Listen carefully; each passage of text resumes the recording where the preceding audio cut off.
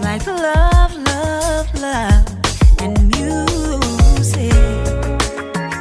La la la, love, love, love, love, love, and music. Love, love.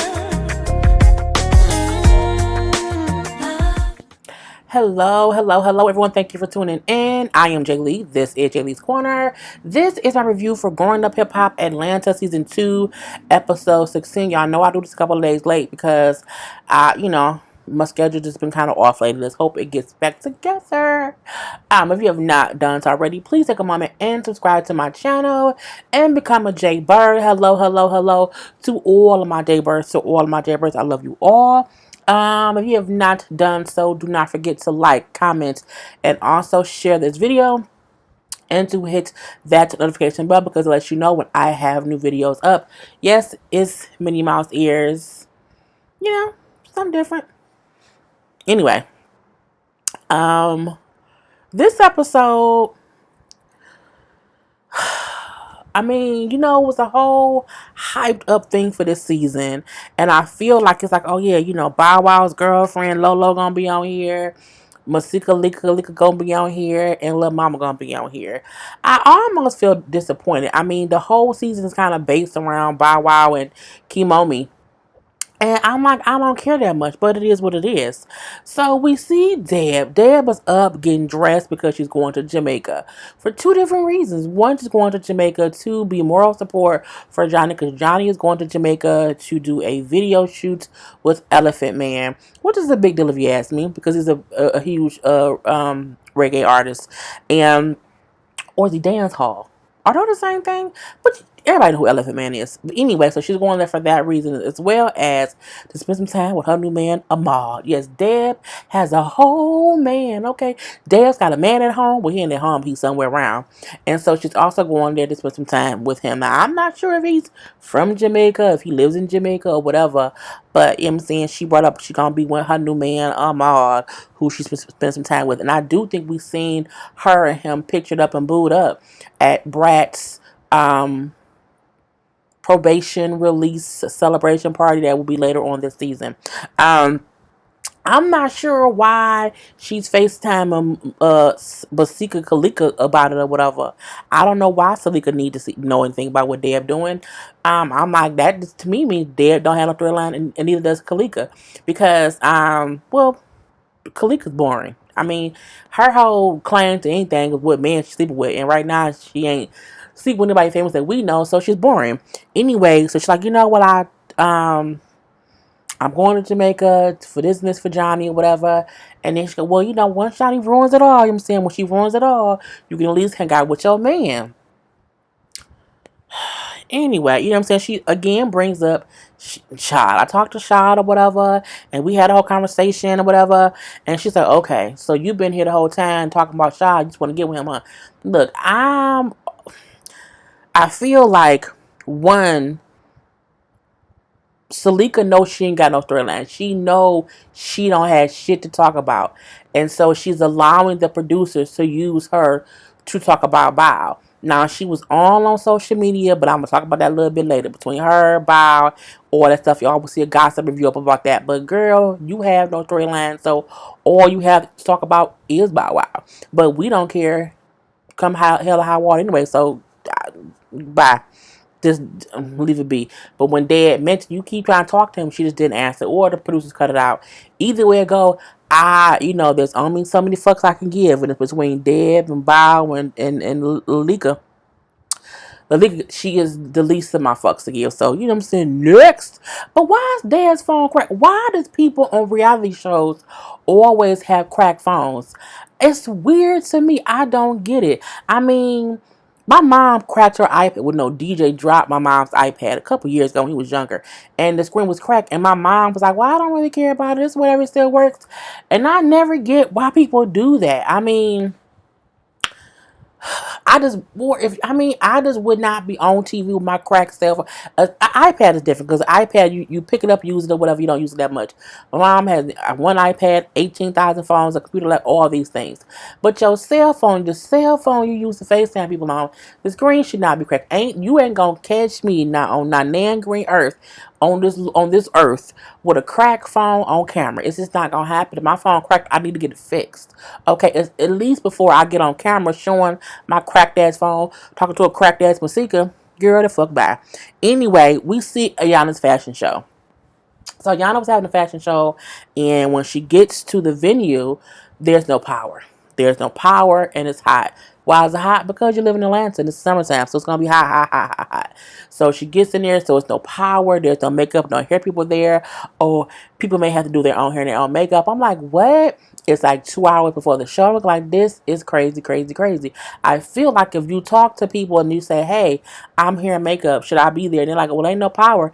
I wouldn't come. I'll wait. Let me know when the power comes back on because I can't work in the dark. But all she cared because she walk in and she see it's dark. She see it's hot. People fanning themselves. It's a whole little dark shadow or whatever. Oh, where's No Lomi? I'm like, who gives two fucks about No Lomi? No one cares about No Lomi except you and Bow Wow. Okay? Well, I need to call her to figure out what's going on. So you mean to tell me that's the only thing that you worry about right now? You not gonna call the venue people to find out about the power? My thing is, if I get to my venue and there's no power, fuck the models. Because my thing is, I need the power to work. And one model don't stop no show. So she like, oh, I gotta find out where Lomi is. Man, fuck her. Girl. She's so, but it's a show. I get it. It's a whole show. So she called Nolomi. And you know what I'm saying? She's like, well, I'm at the hair salon. I might not make it. And I'm like, my thing is, her ass didn't even come to the fitting the day before. So I would not be putting my trust into somebody like that. No Lomi is not popular, if you ask me. I don't think she's popular in Atlanta. I don't think people really know I don't think they can spot her ass out of a lineup. Bow Wow dates the same kind of girl. So I'm like, look, I don't know that girl, but why are you putting so much of your show based on her? Talking about, well, if she doesn't make it, it's gonna be it's gonna be horrible because nobody can fit her looks. She wore one dress. Your show would be okay without that one dress that she wore that was in the photo shoot. I'm like, Ayana just sometimes it's just childish, but the girls show up. You know what I'm saying? Kinono show up or whatever. She shows up. She gets there. Her hair is pressed. Okay. It should have called that to do that, but whatever. But I guess the whole week. At least it wasn't that yellow crap that she had before. And so she come there. Now everybody's in there sweating. It's a hot old mess. The power does come back on or whatever.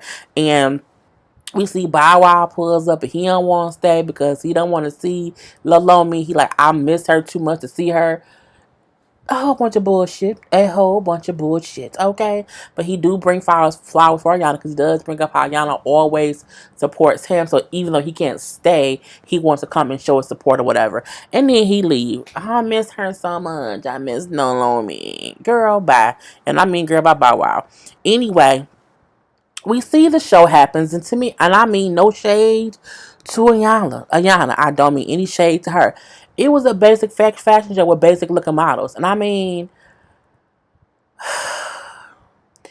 she has a great start. I'll say that, but it just looked lackluster to me. But I get it's her first show. The models who were walking this didn't.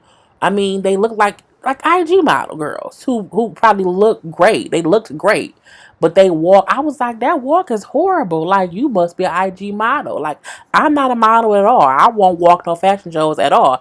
I know my strengths and my weaknesses. However, I feel like, did you watch the girls walk before? Because I'm like, someone was real JC Penney's or, you know what I'm saying, I love your smile, Cole's catalog type, just not a runway model. Just to me, that's my opinion. You hear from my opinion, it is what it is. So we see the audience sitting there, they all hot and sweating, fanning or whatever.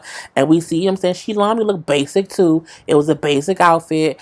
But I was just like, okay, you know what I'm saying? It was a success because at least she showed all her pieces. I feel like if she would have had better models, her pieces may have looked better. I do think that it was just, I was like, they not even out. So I don't know if the models were too basic for her looks or if her looks were too basic for the models. There's something for me it didn't look right. It just didn't look right or whatever.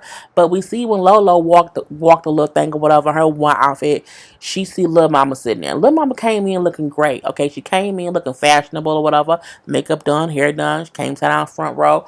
I'm sitting and oh, and they had those ugly. I hate those ugly plastic seats. I hate the plastic seats that look like if you weigh more than 82 pounds, if you weigh 83 pounds, the chair might break. Okay, them just real the cheapest of the cheap folding chairs. Those are the ones they had. I ain't like them.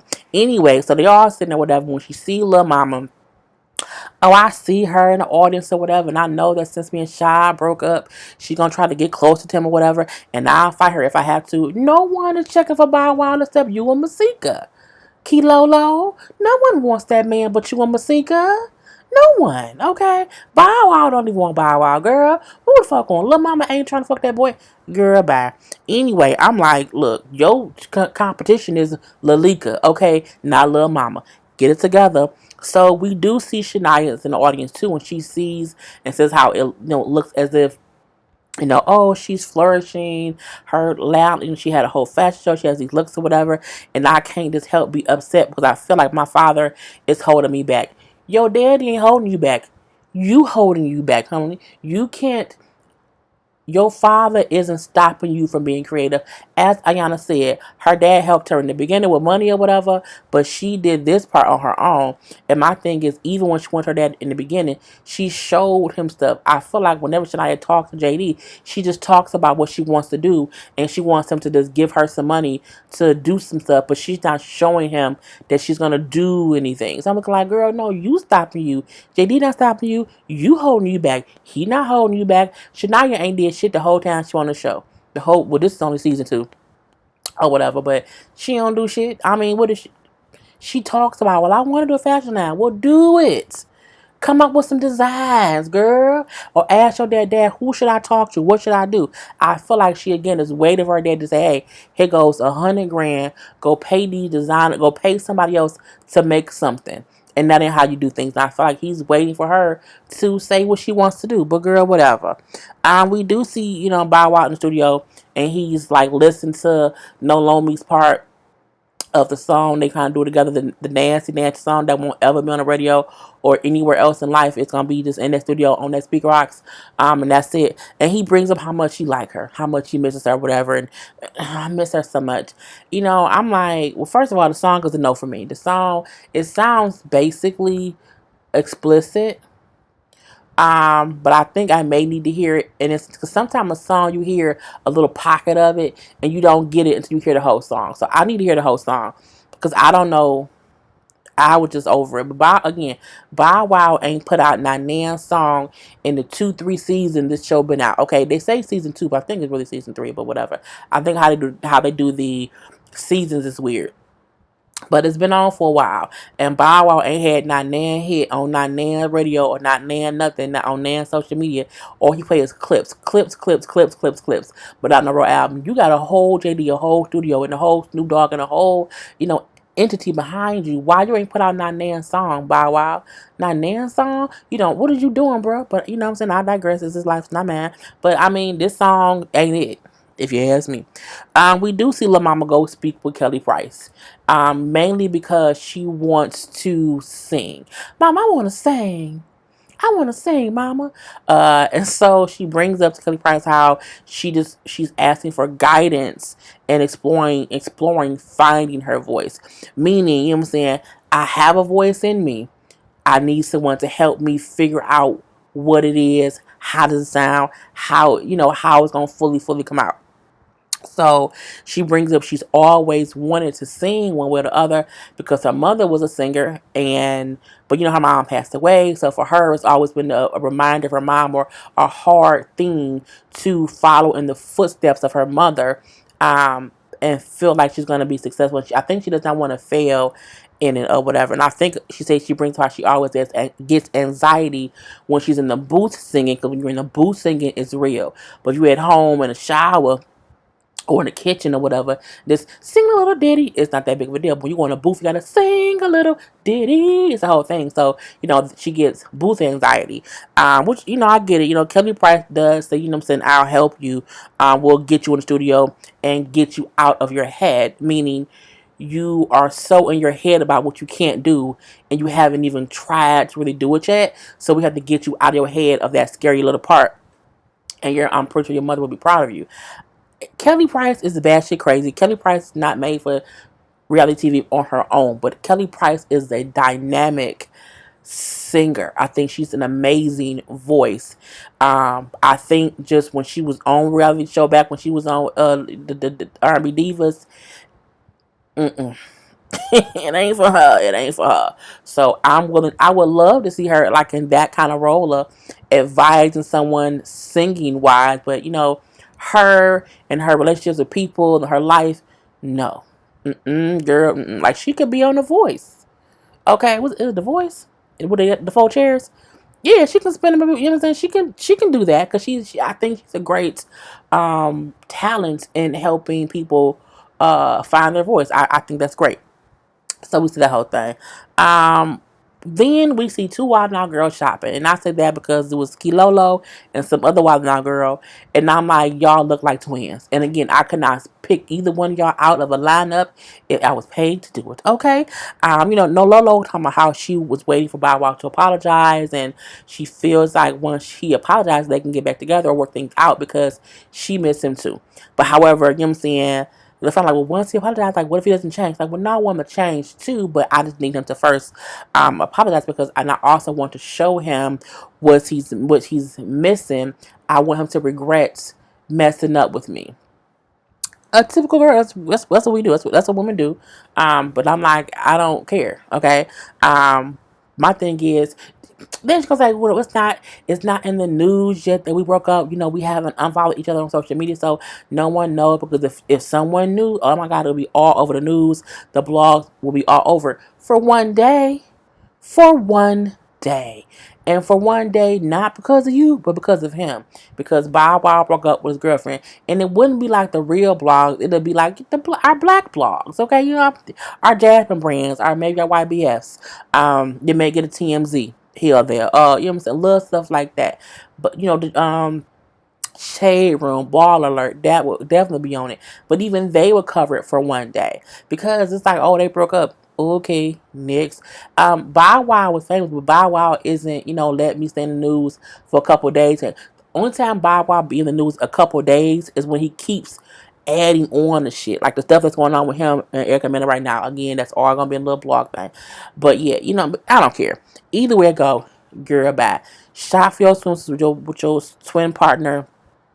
Well, not girl, because again, ain't no fucks given. We do see Bow Wow then talking to Shania just about the breakup with Kimomo. And you know what I'm saying? She's like, you seem sad. You just look really sad. And he do look sad, but he may just be going through withdrawals of weed. Okay, or he could just be high. I'm not sure. But he tells her how they got into really, really bad arguments. He says how I got to the studio. She had been there for a little bit of a while.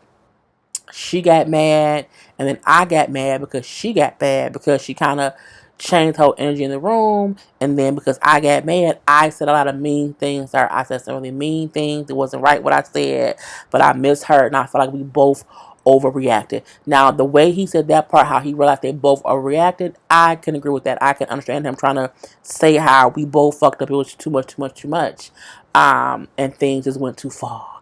And so I'm like, well, you have to also realize that we don't care. Anyway, Shania brings up how, well, you have to just figure out if the good outweighs the bad, with y'all, and if the good outweighs the bad, then, stop holding on to bullshit. However, if the bad outweighs the good, then it may be good that y'all not together. He brings up how it was definitely not more bad at all. I really love her and I really miss her. My heart is with her, and, what I'm saying, I'm going to have a kid with her. I'm like, a kid? What, a kid, puppy? But I don't care. I don't. But we don't care because they not together now. And he in the blogs even now, or not even the blogs. He's on his social media. I still love her. I want her back. Bob was doing things, and I feel like he's doing that because the show is on right now. That's it. Next, we do see Lil Mama meet Kelly Price in the studio. And she has her sing her ABCs, A B C D E F G, all that stuff. And they do that in vocal training. Kelly Price said, when you become a singer, you can sing anything. You can sing the ABCs and bring somebody to their knees and have them crying of how you sang your ABCs. So she see Lil Mama nervous. I think Lil Mama's nerves came more from, I'm gonna have to sing in my voice and let people hear it, and I don't know how to sing yet. I have a voice, I have a tone, I can carry a tune, but I don't know how to project it yet, and I don't want to look stupid. So she's like, well, it's okay if you feel silly, it's okay, but just go ahead and get it done. So she sings it, and you can tell Lil Mama has a voice. Okay, she don't have a Mariah Carey voice, she don't have a Celine Dion voice, she don't have a Beyonce voice, but she has a voice. But it just has to be trained. It has to be brought out to be the right way. But you can also tell she's nervous, so you can hear the little shakiness in her voice. Again, it's the beginning of something new. So when she gets to the part where you say, now I know my ABCs, next time I want you to sing with me, she say, okay, sing that, and sing that to the person who inspired you to sing, which got Lil Mama all in her feelings because it's her mom. Her mom passed away. And so she sings it or whatever, but again, she's almost going to cry. She sounds so nervous. You know what I'm saying? And this is the thing or whatever. It was, her mom passed away, so it's hard for her to fully. It's one thing to say, I want to sing for my parent who's my inspiration. My parent is alive and I'm just nervous. It's something else to say, sing from a place within yourself about a person who you miss anyway, who they're not here no more. So that's a whole different, just nervous. And she does sing it out. And, it was okay. She needs some work, but you can tell she has talent. She's not any worse than any other artist she's not, because she didn't sound bad. She just sounded nervous. And that's kind of what it was. But it was cute. Shania and JD. I'm not gonna even, go get into it too much. Shania go to her daddy just saying how she wants to talk about her clothing line or whatever, and how she felt like he does not take her serious. And then, when he asked her, well, how is it coming along? She say, well, I stopped doing it. You know what I'm saying? I kind of put it on hold or whatever. I just stopped because, you know what I'm saying, you didn't take me serious. And he was like, oh, Lord, why would you do that? You know what I'm saying? He tells her that he think the problem is she needs to talk to someone because she has an idea of what to do, but she don't know what to do next. She needs to talk to somebody like in the fashion world to get that next thing. And so I think you need to have conversations with people about fashion or whatever, because you have the financial backing. And she's like, well, you never came to me and told me, you know what I'm saying, that I had that, you know what I'm saying, you didn't take. So she made it seem as if you never said verbatim, I'm gonna give you the money. And so because you never said that, I feel like you did not take me serious. And he like, so you needed me to say I would pay for it in order for you to believe I would pay for it. Like it was a weird thing to where it was not effective communication. But at the same time, even though your daddy never said I'm going to finance it, there was no reason for her to not keep going and keep asking him for help. Like, you can't ask someone one time, Daddy, I need your help, and Daddy don't say yes or no at that point in time. You say, well, fuck it, I ain't gonna do it no more. If it's your passion, you keep going. And she didn't keep going, and that's on her. And he like, so I had to say yes in order for you to like, no, I support you. Like, I had to say yes. You know what I'm saying? He's like, that should have never stopped you, which is true. He should have said yes, but him not say, like, when Ayana Daddy didn't say yes, it didn't stop her. She just kept going and kept doing things and kept going back to like, Daddy, this is what I'm doing. That is what I'm doing. And that's why he kept helping her. Where Shania said, one or two things once or twice, and then she just stopped talking about it. And I'm like, it's kind of crazy. oh, I don't want to talk about it anymore. You know what I'm saying? It's gonna make me cry. Then you not built for this business, girl. If you can't talk to your daddy about it, you ain't built for this because people. Oh, you gotta have thick skin, honey, to be in the fashion world. And if you don't have it with your father, you're not gonna be able to get it with anybody else. So I mean, fix that shit. I hope she gets it together, figures out what she wants to do. But you can't keep blaming your daddy because he just told you, I'm gonna back you financially, but you need to do something. Like the first thing to doing it isn't give me the money. What's your plan? What you want to do? Where's your sketches? Where's the samples? Like, do you need money for samples? Where's your sketches? Let's see the sketches. Oh, that's great. Now let's get it made. So she not even doing any of that. She just has, oh, you should give me, girl, bye, girl, bye. Bow Wow little pool party, and him with all them girls with all them. I mean, he was on there, and he had these girls, right? Y'all know I'm multitasking. He had these girls on there. He was in the pool or whatever, having a whole little pool party. And I'm like, I know it's real girls. I'm like, them must be girls they went and got from the mall that day because nobody, the mall was open and they had room in the car, and so they just brought the girls back. Cause I'm like, them can't be real girls he invited to his house at the pool party. One girl was a white girl in the pool with some glasses on, and not saying that you have glasses on you can't be hanging out with Bow Wow. Not saying that Bow Wow can only deal with a certain type of woman. What I mean is those girls look like girls. They went to the mall and said, "Hey, it's Saturday. All the girls at the malls. Let's just go get whoever walking past Target." And bring them back to the house and let them be, you know what I'm saying, all up and through the pool. And I'm like, what person in the pool with glasses on? That kept irking my damn nerves. I'm like, I wear glasses. I take mine off because you don't want your glasses to get messed up. But it was a fake scene. So it was what it was. Anyway, he is in the pool talking about how, KTT, how he missed her. He want to be with her. He just wants to, I just miss her. You know what I'm saying? I just miss her. And so he on her IG looking at her. She's posting thirst traps. He's falling all into the thirst of the trap, and he likes her pictures. Oh, okay. Bow Wow, we don't care at all. Like, just, I mean, who cares, y'all? I don't. I just can't take it no more. You in a pool with ball girls with glasses on, and you like an ID pictures of that girl. You know what I'm saying? Kimomo don't want you. In real life, Key Momo wants Bow Wow and the aspect of his Bow Wow. I don't think either one of them really want to be with each other because if y'all did, it wouldn't be all this public spectacle bullshit that y'all doing. Boy and girl back. We do see in Jamaica. Now, Deb is in Jamaica. She didn't got there, whatever. But come to find out, it's some issues with Johnny's thing. So she goes to see what's going on. And Elephant Man isn't there. He took a festival job versus taking the photo shoot. But no, he just went to a festival position, Lord Jesus, a gig, and you know what I'm saying. So he'll be like back in Jamaica in a couple days, and they're like, well, he was smart to take the festival job. I would do a festival, gig over this too. She like, but I'm not staying until he gets back. That ain't happening because Johnny's saying how well he'll be back on in like 3 days. So I extended my trip, and so like he'll be here like on Tuesday. And Dad was like, I'm not staying here later because of y'all, mix up or whatever. Like you should have known he wasn't gonna be here and kind of change things. She said, we're not talking yesterday, and yesterday he was gonna be here, but today he isn't. She's like, well, I don't know what y'all gonna do. So Johnny then says, well, we can probably shoot my scenes. We can shoot my scenes, and do that now, and then figure out what we're gonna do about him later.